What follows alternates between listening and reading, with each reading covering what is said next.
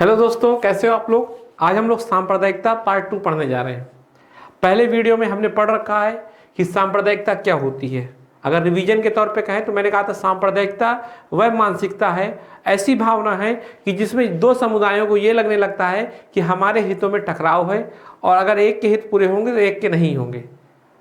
एक हित दूसरे हित के प्रति पूर्वाग्रहित रहता है, प्रिजुडिस रहता है, और इन हितों में सांस्कृतिक, राजनीतिक, धार्मिक व अन्य हित भी आते हैं। इस तरह से आपको मैंने संप्रदायवाद समझाया था। फिर मैंने उसके कारण के तौर पे बताया था आपको पूरा इतिहास, और संप्रदायवाद के मैंने आपको चरण भी बताए थे कि पहली चरण में संप्रदायवाद शुरुआत की चरण में होता है, जिसमें लोग मन के में विचार आना शुरू होते हैं, फिर वो विचार मजबूत हो चुके होते हैं और तीसरे चरण में वो हिंसा का रूप ले लेते हैं। तो इस तरह मैंने आपको संप्रदायवाद में आज़ादी के पहले का सब कुछ बता दिया। अब है आज़ादी के बाद में संप्रदायवाद क्यों है, आखिर क्यों आज भी दंगे होते हैं। क्या आपको लगता है कि एक विचारधारा के लोग या एक धर्म के लोग दूसरे धर्म के साथ इतना बुरा क्यों लड़ते हैं? आखिर क्या होगा इतना बुरा लड़ने का कारण, तो उसको समझेंगे।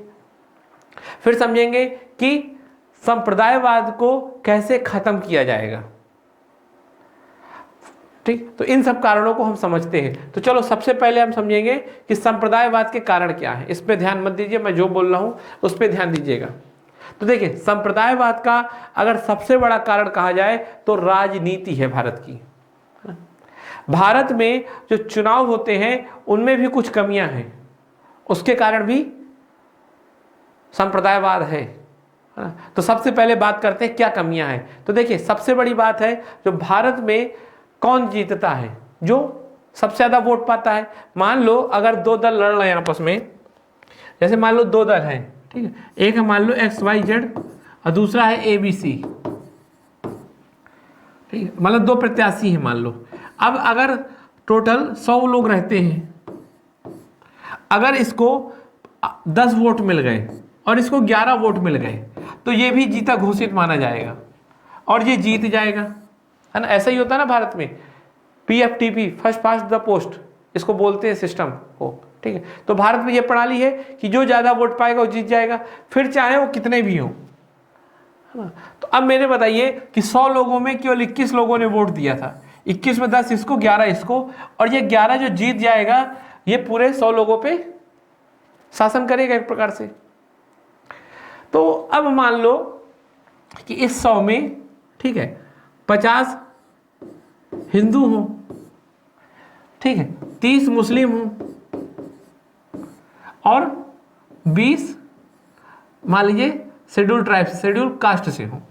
और जो ये पार्टी है, ये पार्टी शेड्यूल कास्ट के रूप में आई है, मतलब उनके हितों के लिए आई है। ये कह रही है कि हम शेड्यूल कास्ट का हित पूरा करेंगे, ठीक। अब ये पार्टी मान लो भैया ये कुछ मांग वांग लेके आई होगी। अब क्या होगा कि ये मान लो आई है किसी विशेष धर्म के लिए, ठीक।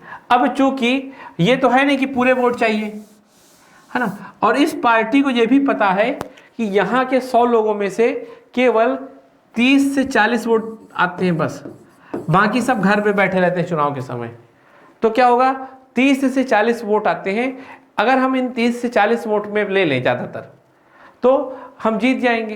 तो ये क्या करेंगे, ये कहेंगे, दिमाग लगाएंगे, कहेंगे सुनो हम इस वर्ग को छोड़ देते हैं, ये 50 वोटर है ना, इसके बारे में हम कोई बात ही नहीं कह रहे।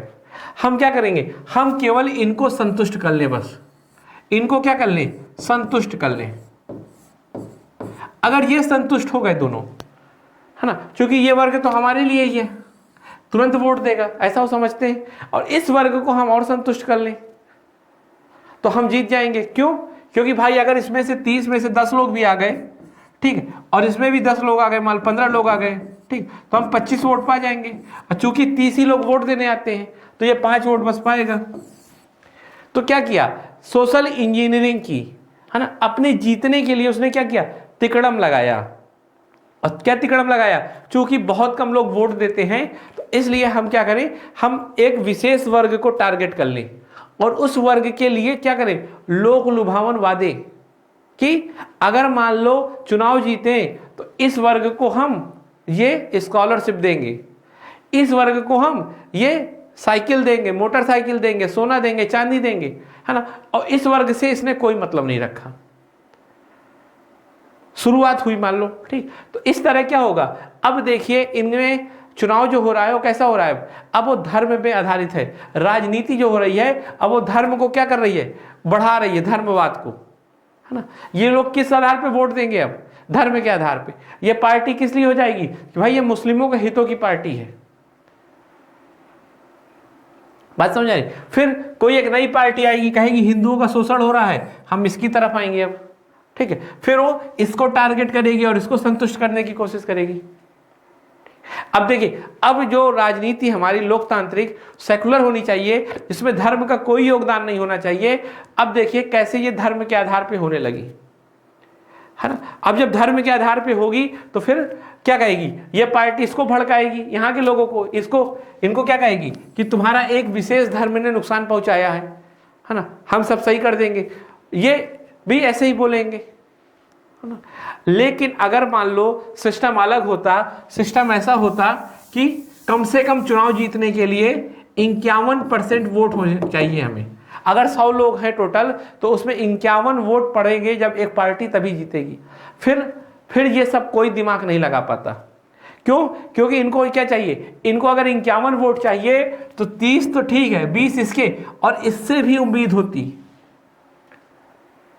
और वैसे ही इसको क्या यहां से तो चाहिए, यहां से भी चाहिए, तो इनके खिलाफ कभी भड़काता नहीं हो।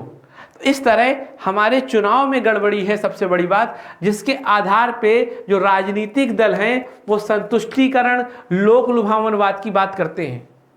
कभी आप देखिए कि मदरसे के टीचरों को पैसा मिलेगा, तो भाई धर्म के आधार पे क्यों बात कर रहे हो, है ना। अरे स्कूल खुलाओ जिसमें शिक्षा दी जाए, कोई धर्म हो नहीं है उससे क्या मतलब, लेकिन धर्म के आधार पे शिक्षा की बात करना, धर्म के आधार पे रोजगार की बात करना, धर्म के आधार पे स्कॉलरशिप की बात करना, क्यों?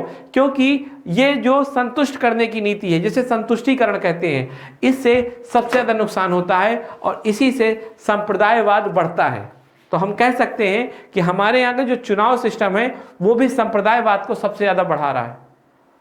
क्योंकि हमारे यहाँ वर्तमान में जमीनी स्तर के नेता नहीं है। अब नेता आते हैं, उनका उद्देश्य क्या, पैसा कमाना। तो भाई उस नेता को ज्यादा लोग जानते नहीं है, जब ज्यादा नहीं जानते तो तिकड़म लगा के जीतते हो, और तिकड़म यही होती है सोशल इंजीनियरिंग। अरे वो जमीनी नेता हो तो ठीक। अब चूंकि राजनीतिक दल के अंदर भी आंतरिक लोकतंत्र नहीं है ना, वही आदमी टिकट पाता है जिसका प्रभुत्व होता है, जिसके पास पैसा है, धन बल है, बाहुबल है, ठीक। जब उसके पास धन बल होगा, बाहुबल होगा और दिमाग बल नहीं होगा, मतलब दिमाग मतलब अच्छे समझ में, तो क्या करेगा, वो तिकड़म लगाएगा और उसे पता है कि मुझे केवल जीतने के लिए वोट चाहिए, बस कम से कम मिल जाए वही जीत जाऊंगा, है ना। तो वो सोशल इंजीनियरिंग लगाएगा कि बस मुझे इस जाति के वोट मिल जाए, मुझे इस धर्म के वोट मिल जाए और मैं जीत जाऊंगा। तो इस तरह जब धर्म के आधार पर राजनीति होने लगेगी तो क्या हो जाएगा, हमारी राजनीति का स्वरूप हो जाएगा धर्म पे आधारित। और जब धर्म पे आधारित राजनीति होगी तो सांप्रदायिकता को कोई नहीं रोक सकता। चलिए ये हो गया, ठीक। तो मैंने आपको क्या बताया था कि धर्म के कारण भी राजनीति बहुत तेजी से, राजनीति में धर्म की एंट्री हो गई तो सांप्रदायिकता की भावनाएं आजादी के बाद से भी मजबूत होने लगी। फिर दूसरा कारण है आर्थिक कारण में क्या है कि आज भी अगर आप देख लो कोई भी सोशल इंडिकेटर, उसमें मुस्लिम वर्ग पीछे है। सच्चर कमेटी ने रिपोर्ट दी थी, आप भी देखो कि मुस्लिम वर्ग के ज्यादातर लोग क्या काम करते हैं, है ना, जैसे साइकिल बनाने वाला, जूता सिलने वाला, बाल काटने वाले। तो ये क्यों है आखिर? इसके देखिए कई कारण हैं। एक तो कारण क्या है, इस वर्ग पे विशेष ध्यान नहीं दिया गया, केवल संतुष्ट किया गया इन्हें केवल संतुष्ट किया गया, इनके वास्तविक रूप से कोई इनके लिए काम नहीं किया गया। इन्हें केवल क्या, एक प्रकार से कहा जाए तो राजनीतिक आंकड़ों द्वारा बेवकूफ बनाया गया, क्योंकि ये केवल उनके वोट बैंक थे बस। होता क्या है दरअसल, किसी भी तरह से वो नहीं चाहते राजनीतिक आंकड़ा कि ये ऊपर उठें। अगर ये वर्ग उठ जाएगा तो फिर अगली बार किस आधार पे हम कहेंगे कि हम आपका विकास कर देंगे, भाई अगली बार भी तो वोट लेने जाना तो यही कहेंगे ना कि देखो तुम कितने गरीब हो, हम तुम्हारे लिए बहुत कुछ करेंगे, है ना। तो रियल में ये कभी नहीं चाहते कि इस वर्ग का विकास हो, है ना। इस वर्ग को हमेशा वो कमजोर बनाना चाहते हैं, साथ में इस वर्ग में भी कुछ कमियां हैं, ठीक है। क्योंकि ये वर्ग सामाजिक रूप से अभी प्रगतिशील नहीं है, तो ये क्या है कि मान लीजिए अब जो मदरसे की एजुकेशन है, तो उस एजुकेशन से तो नौकरी नहीं मिलेगी ना आपको। नौकरी के लिए आपको अंग्रेजी पढ़नी पड़ेगी और आधुनिक समय की पढ़ाई करनी पड़ेगी। पर इस समाज में प्रगतिशीलता का अभाव होने के कारण यह समाज अरबी व फारसी में पढ़ेगा, उर्दू में पढ़ेगा, और जब उसमें पढ़ाई करेगा तो क्या होगा, इसको मल्टीनेशनल कंपनियों में नौकरियां नहीं मिलेंगी, और नौकरी नहीं मिलेंगी तो फिर इसको वही कोई काम करना पड़ेगा जिसकी उच्च गुणवत्ता नहीं होगी, और इस तरह इनका पिछड़ापन हमेशा रहेगा। तो इनके पिछड़ेपन के कारण क्या है, सबसे मेन कारण है कि राजनीतिक आकाओं द्वारा इनका जो शोषण होता है, इनको पता भी नहीं होता कि इनका शोषण हो रहा है। राजनीतिक आका और इन्हीं के समुदाय के कुछ नेताओं के द्वारा, क्योंकि उनको क्या लगता है, उनको भी लगता है ना कि भाई ये वर्ग का फायदा हो या ना फायदा हो, हमारी राजनीतिक सत्ता बनी रहे, है ना। तो हर बार अपने आप को इनके समुदाय का हितैषी दिखा देगा कि देखो मैं तुम लोगों के लिए रात दिन कर रहा हूं, है ना, वोट देना हमें, अब बाद में करेगा कुछ नहीं, और ये होता ही है, ठीक है। तो आप कह सकते हो कि एक तो राजनीतिक कारण मैंने बता दिए, ऊपर से मैंने आर्थिक कारण बता दिया कि इनका पिछड़ापन होता है। और चूंकि जब ये पिछड़े होंगे, इनके पास नौकरियां नहीं अच्छी होंगी, तो इनके मन में क्या होगा, द्वेष होगा। आपको पता है कि एक घर में अगर दो भाई हैं और एक भाई अमीर एक भाई गरीब है, तो उन दोनों में अपने आप मनमुटाव होने लगता है। गरीब को लगता है कि जो भी मेरे पास कमियां हैं वो इस अमीर भाई के कारण हैं, घर वालों ने इसे अच्छे से पढ़ाया, इसने मेरे भी संसाधनों का यूज किया, इसलिए ये अमीर है। अगर वो अमीर भाई गरीब के लिए अच्छा भी करेगा ना, मान लो गरीब को लेके कोई गिफ्ट दे दे, तो गरीब के मन में क्या आएगा, देखो मुझे नीचा दिखा रहा है, मुझे गिफ्ट देके नीचा दिखा रहा है, तो क्या है, वो मन में उसके प्रति गुस्सा भर जाता है। तो जब देश में एक समुदाय गरीब होगा तो उस समुदाय के मन में क्या आएगा, गुस्सा। साथ ही ये समुदाय पीछे क्यों है, क्योंकि इसको पीछे है तो गुस्सा आता है, और गुस्सा आएगा तो इसको नफरत होने लगेगी और सांप्रदायिकता का रूप लेने लगेगी। फिर मैंने बताया कि अन्य कारण में जैसे प्रशासनिक कारण, है ना, कई बार प्रशासनिक मशीनरी भी निष्पक्ष रूप से काम नहीं करती। जैसे कई दंगों में आरोप लगता है कि प्रशासन ने निष्पक्ष रूप से काम नहीं किया।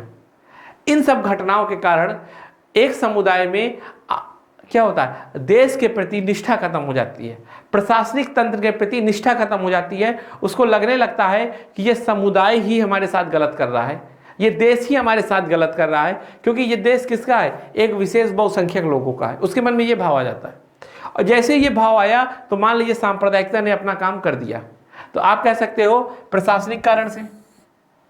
फिर दूसरी बात, जो ये वर्ग है हिंदू मुस्लिम वर्ग, उसमें से बहुत से लोग आज भी अशिक्षित हैं। हमारा समाज वास्तविक रूप में आज भी शिक्षित नहीं है। मात्र किताबें पढ़ लेना, रट लेना, बाबू बन जाना नहीं होती शिक्षा। शिक्षा होता है दिमाग लगाना, तर्क लगाना, लॉजिक लगाना। अगर आपके अंदर वो क्षमता नहीं है तो आप समझिए कि शिक्षित नहीं हो। क्योंकि समाज हमारा अभी भी शिक्षित नहीं है, तो बहुत जल्दी बहकावे में आ जाता है, ठीक। पढ़ा लिखा समाज बहकावे में नहीं आता। आज आप देखो कि मीडिया को, सोशल मीडिया को देख के कितनी जल्दी लोग बहक जाते हैं, क्योंकि समाज के लोगों में बौद्धिक क्षमता कम है। अभी हमारा समाज उतना मैच्योर नहीं हुआ जितना वेस्टर्न सोसाइटी हो चुकी है। वेस्टर्न सोसाइटी देखिए कि उसकी मैच्योरिटी का क्या लेवल है ना। हमारे नेता भड़काएंगे, हम भड़क जाएंगे। तो इस तरह आप कह सकते हो कि हमारा समाज अभी भी प्रगतिशील है नहीं, ठीक। अब फिर सामाजिक कारण भी देखते हैं। समाज में भी देखिए आप, अगर एक मुस्लिम मान लीजिए कहीं ना कहते हैं कमरा लेखने आता तो उसे कमरा नहीं मिलता, क्योंकि समाज में उसके प्रति क्या है, उसके प्रति वैमनस्यता। क्यों, समाज अभी भी हमारा प्रगतिशील नहीं है, शिक्षित नहीं है। तो जब एक मुस्लिम को आप नौकरी नहीं देंगे, तो रोज कमरा नहीं देंगे, तो उसे कमरा जब नहीं मिलेगा तो क्या करेगा, उसके मन में क्या आएगा, उस समाज के प्रति नफरत, और उस समाज में एक विशेष वर्ग के प्रति नफरत। तो इस तरह संप्रदायवाद बढ़ता है ना। सामाजिक कारण है, राजनीतिक कारण है, प्रशासनिक कारण है। मैंने कहा था प्रगतिशील सोसाइटी ना होना उसका एक कारण है, ठीक। आर्थिक कारण भी मैंने आपको बता दिए, और आर्थिक कारण का कारण भी बता दिया कि क्यों है। अन्य कारण में अगर देखा जाए जो सबसे बड़ा है वो वर्तमान में मीडिया। आप देखो छोटा सा कोई दंगा हो गया, उसको रात दिन दिखा दिखा के चार बैठ जाएंगे बौद्धिक लोग, और वो बौद्धिक सबसे बेवकूफ लोग होते हैं, है ना। और ऐसी बातें करेंगे कि लगेगा समाज में सब कुछ खत्म होने वाला है। और टीवी दिन भर वही चलती है। क्यों? क्योंकि वो मीडिया क्यों दिखा रही है? मीडिया को चाहिए पैसा, टीआरपी, है ना भाई। जितना मीडिया वाले दिखा रहे हैं, क्यों दिखा रहे हैं? क्योंकि मीडिया को टीआरपी से मतलब है। उसे ये कोई नहीं मतलब कि सोसाइटी का कितना नुकसान हो रहा है। तो ये मीडिया का क्या है? एक मीडिया का देश के साथ धोखा है। क्योंकि मीडिया इतना स्वार्थी हो गई है कि उसे अब देश से मतलब नहीं है, केवल अपने काम से मतलब है। वैसे ही अब मीडिया तो ठीक, फिर सोशल मीडिया आ गई। सोशल मीडिया ने तो और खतरनाक स्वरूप दे दिया इसको। अब किसी भी आदमी के जो मन में विचार होते हैं वो उसको तुरंत फैला देता है ना। वो विचार सही है, गलत है, तर्क पे आधारित है, कोई मैटर नहीं। अब व्हाट्सएप की एक अलग से यूनिवर्सिटी है ना, जो उसका एजुकेशन है वो तो और घातक है। पता चला कि एक से एक आंकड़े आते रहते हैं रोज, कि ठीक एक से एक भयावह घटना का स्वरूप पता चलता रहता है कि इस धर्म ने इस धर्म के साथ कब गलत किया था, इस धर्म ने इस धर्म के साथ गलत किया जा रहा है, यह एक प्लान है पूरा, है ना। ऐसे कई घटनाओं की जानकारी मिलती रहती है। तो ये सब कौन करता है? सोशल मीडिया का प्रयोग कौन करता है? आतंकवादी संगठन या ऐसे ग्रुप जो भारत को विभाजित करना चाहते हैं, है ना। तो अब चूंकि सोशल मीडिया आ गई है तो उनके लिए ये काम आसान हो गया है। तो सोशल मीडिया भी आप कह सकते हो भारत में सांप्रदायिकता का एक बड़ा कारण है। वर्तमान में जो देख लीजिए, जो दिल्ली दंगे हुए उसमें क्या हुआ? सोशल मीडिया ने बहुत बड़ा रोल प्ले किया, है ना। सोशल मीडिया क्या कर दिया? अब जनता तो हमारी पहले से बेवकूफ थी, पहले तो केवल नेता बेवकूफ बनाते थे, अब कोई भी बना सकता है जो सोशल मीडिया का यूज करना जानता है। फिर हो गया टीआरपी वाला मीडिया बता दिया। फिर है एक वैश्वीकरण कारण। चूंकि अब हमारा पूरा विश्व क्या है? एक गांव की तरह होता जा रहा है। अब जो फिजिकल दूरियां हैं उसका कोई महत्व नहीं है, अब जो सीमाएं हैं देश की उसका कोई महत्व नहीं है। तो इससे क्या हुआ?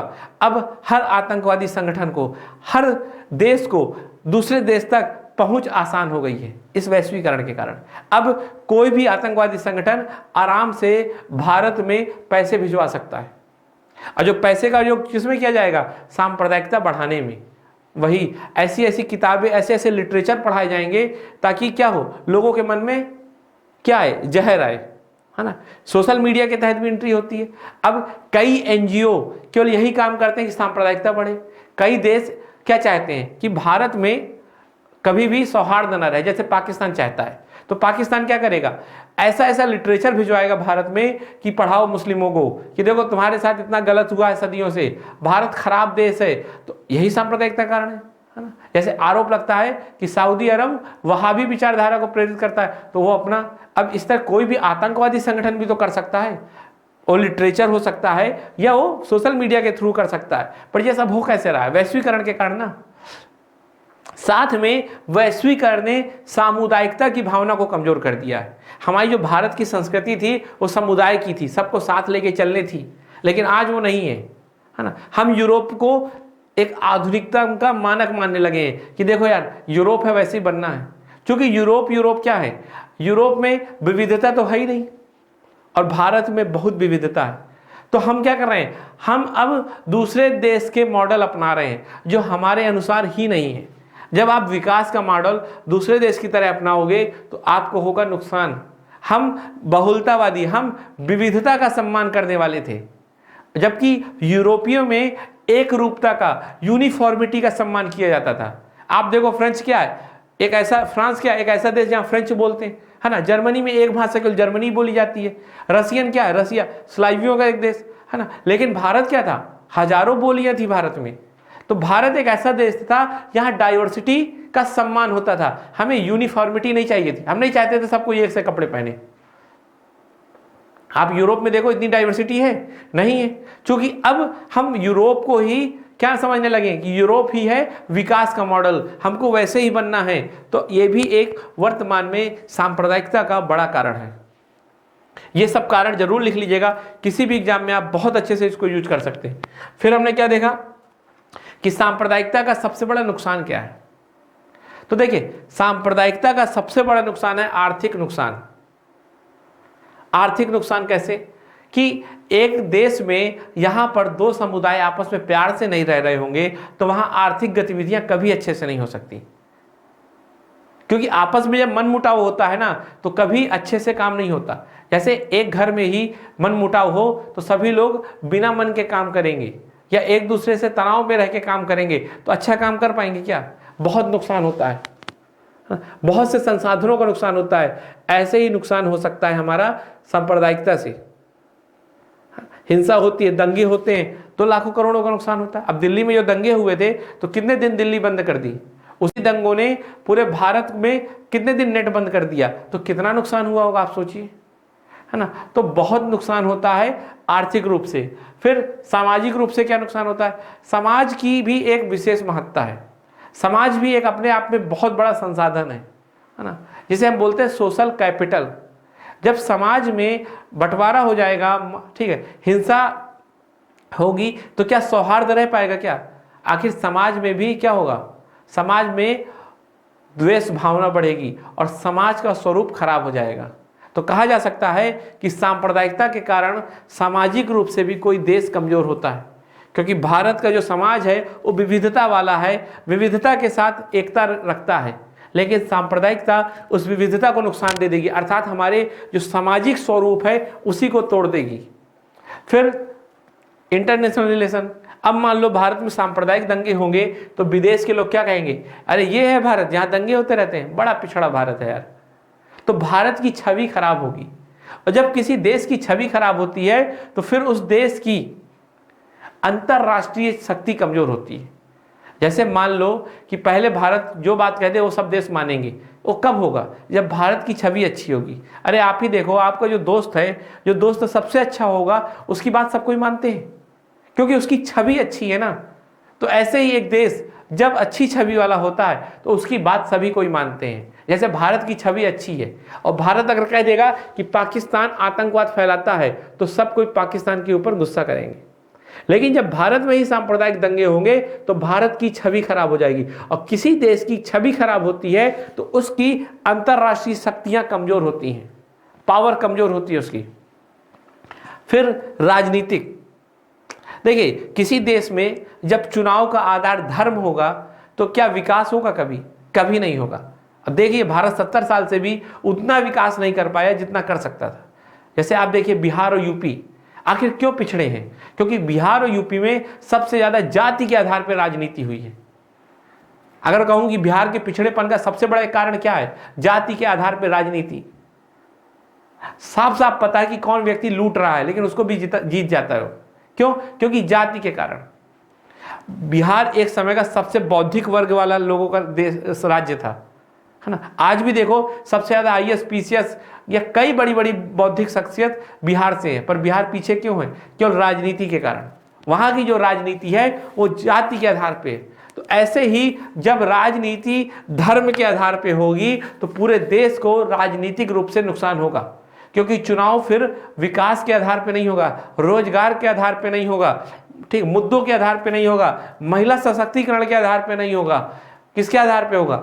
धर्म के आधार पे। और जब धर्म के आधार पे किसी देश में चुनाव होगा तो उस देश को गर्त में जाने से कोई नहीं रोक सकता।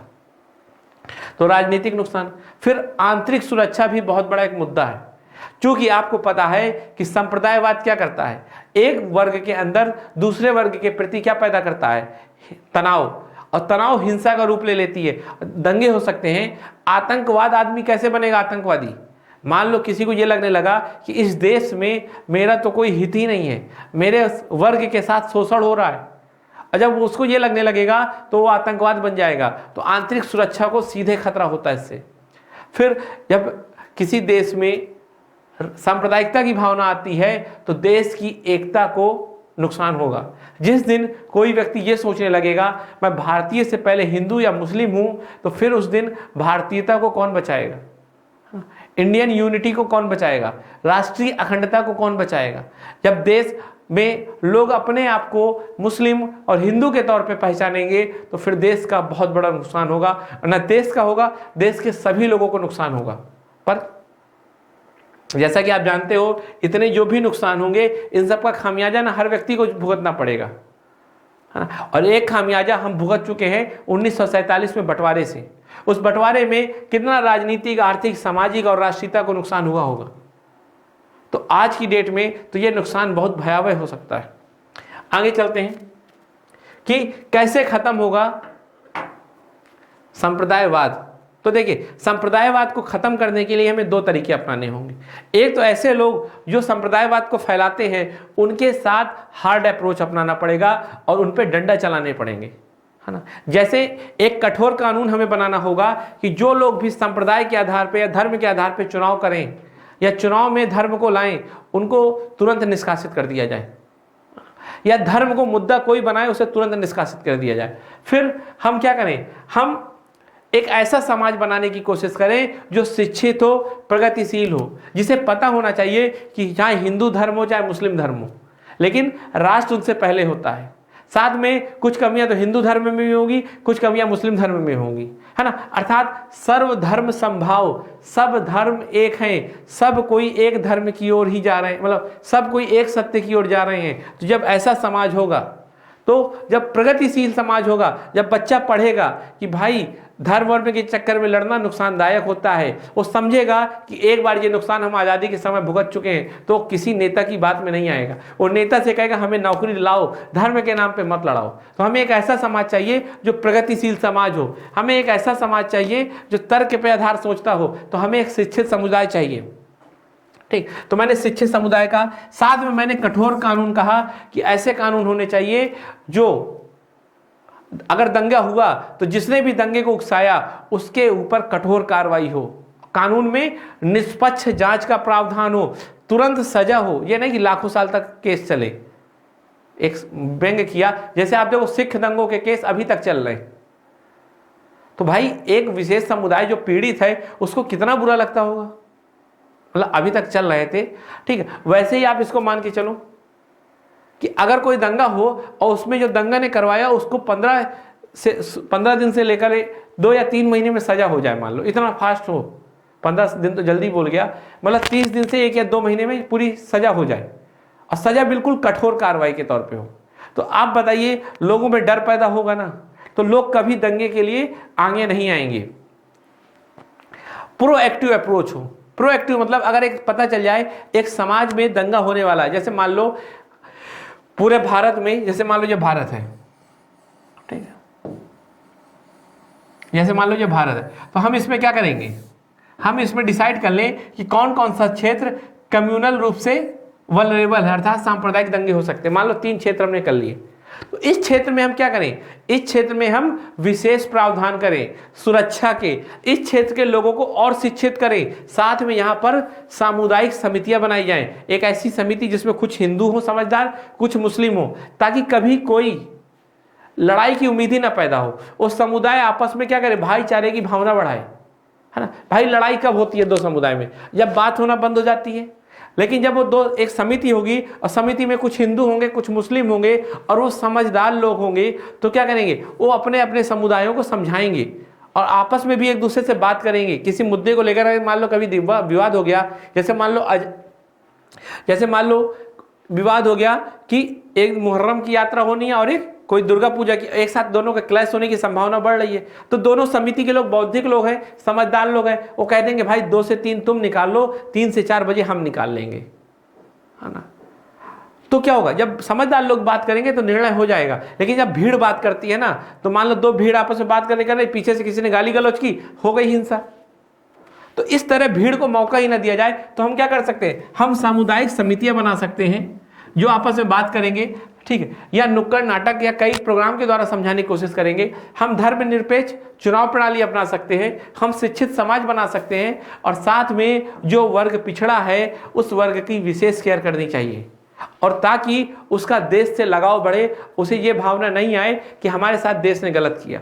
हाँ, संतुष्टिकरण नहीं करना, हमें पॉपुलिज्म नहीं अपनाना कि केवल संतुष्ट कर रहे हैं बस, हमें वास्तविक रूप से काम करना है। अगर मान लो मुस्लिम समुदाय पीछे है तो उसको हमें एजुकेशन देनी है, ना कि केवल स्कॉलरशिप के नाम के हम भड़का देंगे बस। तो इस तरह, और मान लो कहा कि मदरसे के द्वारा एजुकेशन देंगे, जबकि आपको साफ साफ पता है कि वैश्वीकरण में वही लड़का नौकरी पा सकता है जो अंग्रेजी जानता है। तो हमें पता है कि इसको नौकरी इसलिए नहीं मिलेगी, ये समुदाय अंग्रेजी कम जानता है, पर उसको जब भी उर्दू में ही पढ़ाने को कहेंगे कि उर्दू में ही पढ़ाओ। क्यों? क्योंकि हमें संतुष्ट करना है, है ना, हमें उनको बेवकूफ़ बनाना है। तो ये सब भावनाएं खत्म करनी होंगी, तब जाके हम इस पे कंट्रोल पा सकते हैं। हमें उन एनजीओ को रोकना होगा जो एनजीओ सांप्रदायिकता को बढ़ा रहे हैं। हमें सोशल मीडिया में नियंत्रण रखना होगा कि सोशल मीडिया में ऐसा कंटेंट जो सांप्रदायिक हो उसको तुरंत हटाया जाए, और जो लोग ऐसा कंटेंट फैला रहे हैं, व्हाट्सएप पे जो फोटो फैलाते हैं, उनमें कठोर दंड दिया जाए, तब जाके कहीं ये चीज खत्म होगी। तो मन में चलिए एक सवाल कुछ आ रहे हैं, उन सब में बात कर ले। तो जैसे आपको एक सवाल मैं बताऊं, अगर क्लियर करूं, कि क्या कहा था कि मोहम्मद अली जिन्ना ने कहा था कि 2 राष्ट्र हैं, हिंदू राष्ट्र अलग है, मुस्लिम राष्ट्र अलग है, क्योंकि इन दोनों का कल्चर अलग है। कुछ बातों पे बात कर ले तो उससे स्पष्ट हो जाएगा कि सांप्रदायिकता कितनी खराब है। तो जैसा कि मोहम्मद अली जिन्ना ने कहा था कि हम लोग मुस्लिम राष्ट्र के रक्षक हैं और मुस्लिम राष्ट्र की सेवा करें, हम बनाएंगे, और हिंदू राष्ट्र हमारा दुश्मन है, यही कहा था। पर आप एक बार सोचिए कि मोहम्मद अली जिन्ना खुद कितने ईमानदार मुस्लिम थे। वो हर काम करते थे जो मुस्लिमों के लिए मना था। मैं उनकी पर्सनल लाइफ में नहीं जाना चाहता, आप गूगल में सर्च कर लेना, है ना। तो इसलिए उनकी बात से समझ जाएंगे आप कि वो क्या थे, ढोंगी थे। दूसरी तरफ अगर कहा जाए कि अगर ये कहते हैं जिन्ना जी कि भाई हमारी संस्कृति को नुकसान है, जैसे कहा जाता है ना, मुस्लिमों को किस तरह भड़काया जाता है कि तुम्हारे धर्म को नुकसान है, तुम्हारी संस्कृति को नुकसान है, तुम्हारी संस्कृति मुस्लिम संस्कृति है। तो मुझे आप ये बताओ, एक बंगाल में हिंदू और मुस्लिम जो रह रहे हैं वो किस संस्कृति को मान रहे हैं, हिंदू संस्कृति को, मुस्लिम संस्कृति को, या बंगाली संस्कृति को? वो बंगाली संस्कृति को मान रहे हैं। हिंदू भी होगा बंगाली बोलेगा और मुस्लिम भी होगा बंगाली बोलेगा, उर्दू कोई नहीं बोलेगा, है ना। तो धर्म का इतना महत्व नहीं है, लेकिन धर्म के नाम पे भड़का दिया जाता है। अगर मोहम्मद अली जिन्ना सही होते और उन्होंने ये कहा था ना कि हम एक मुस्लिम राष्ट्र बनाएंगे जो मुस्लिमों के लिए अच्छा होगा, तो फिर बांग्लादेश क्यों अलग हो गया आपसे? आपने बांग्लादेश को नहीं संभाल पाए, क्यों? क्योंकि आपको समझ ही नहीं थी कि एक राष्ट्र का निर्माण धर्म से नहीं हो सकता। एक राष्ट्र का निर्माण कुछ वैल्यू से होता है। क्योंकि बंगालियों की वैल्यू अलग थी और उस साइड की जो पश्चिम साइड के लोग थे उनकी अलग थी, तो हो गया अलग। जितना शोषण 1971 में बंगालियों का हुआ था, मतलब जो बंगाली मुस्लिम थे, उतना तो किसी का नहीं हुआ था। ये वही जिन्ना का देश था जो कहा करता था कि हम मुस्लिमों की रक्षा करेंगे। तो मेरी बात को समझिएगा आप, और प्लीज किसी के बहकावे में आने से अच्छा है कि पहले एक बार खुद सोचें कि आपके लिए, आपके समाज के लिए, राष्ट्र के लिए क्या अच्छा है, फिर उस पर बात करें। मेरी बातें आपको कैसी लगी? अगर समझ में आई हो तो कमेंट के माध्यम से जरूर बताएं, है ना। कुछ पूछना हो तो आप पूछ सकते हैं। और यूपीएससी के हिसाब से ये सब चीज़ें बहुत इंपॉर्टेंट हैं। जो मैं आपको एक एक एग्जाम्पल देता हूँ ना, वो सब नोट कर लिया करिए, वो सब काम की बात है। तो चलिए, नमस्ते, धन्यवाद।